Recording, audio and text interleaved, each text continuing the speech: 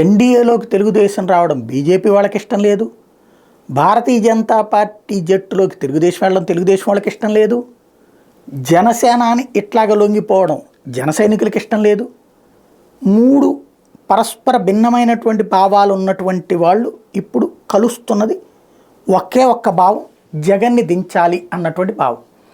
అది కూడా చంద్రబాబు భావాన్ని మిగతా వాళ్ళు షేర్ చేసుకుంటానికి సిద్ధపడటం పవన్ కళ్యాణ్ భావం కూడా అయ్యింది. ఇప్పుడు ఎన్నికలకి ముందు ఈ పొత్తు అయితే ఖరారైతే ఎన్నికలు ఫస్ట్ ఫేజ్లో జరగాల్సింది 4వ ఫేజ్కి వెళ్ళి ఇక్కడ 2 రకాలైనటువంటి అంశం అయింది. ప్రస్తుతం ఢిల్లీలో వినబడుతున్నటువంటి మాట ఏంటంటే చంద్రబాబు గారు ఎన్నికలు లేట్ చేయమని అడిగారు బీజేపీ అధినాయకత్వాన్ని, ఈసీతో చెప్పి లేట్ చేయించారు.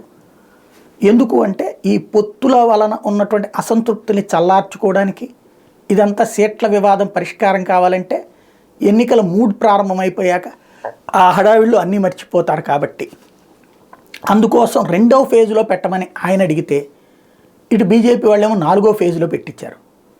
2వ ఫేజ్లో అయితే కనుక ఒక వారం 10 రోజులు గ్యాప్లో అయిపోతుంది, ఈలోపు సెటరేట్ అయిపోతారు ఆ టెంపోలో. కానీ 4వ ఫేజ్ అనేటప్పుడు 2 నెలలు. ఇప్పుడు ఒక్కొక్కళ్ళు హారతి కర్పూరం అయిపోతారు. ఎందుకు? ప్రతి అభ్యర్థికి మామూలుగా ఖర్చు ఒక 10 కోట్లు 15 కోట్లు అనుకుంటే ఇప్పుడు 30-40 కోట్లు అయిపోతుంది. రోజుకి మినిమంలో మినిమం 50 లక్షల నుంచి మ్యాక్సిమం ₹1,00,00,000 అవుతుంది. ఇవి పెడతామంటారు, ప్రతి బూత్ కమిటీ 5-5 వేలు అడుగుతుంది. 5గురు ఉంటారు, 5,000 అడుగుతున్నారు. వెనకాల తిరిగేవాళ్ళు మందు మనుషులకి డబ్బులు ఇవ్వకపోతే రేపు అవే రివర్స్ ఓట్లు అవుతాయి.